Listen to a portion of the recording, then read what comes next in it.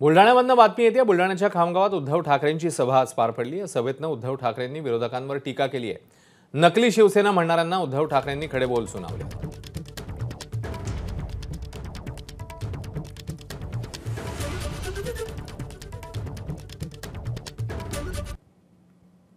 अरे नकली शिवसेना म्हणाला ती काय तुमची डिग्री आहे? तुमची डिग्री वाटते तुम्हाला की काही दाखवलं तरी चालेल? पण एक तर यांच्या महाराष्ट्राशी काही संबंध नाही आणि महाराष्ट्रामध्ये ज्यांनी छत्रपती शिवाजी महाराजांचा झेंडा हातामध्ये घेतलाय त्या शिवरायाच्या मावळ्याला तुम्ही नकली म्हणता. मोदीजी तुम्हाला याची किंमत या निवडणुकीत महाराष्ट्र तुमची जागा दाखवून दिल्याशिवाय राहणार नाही.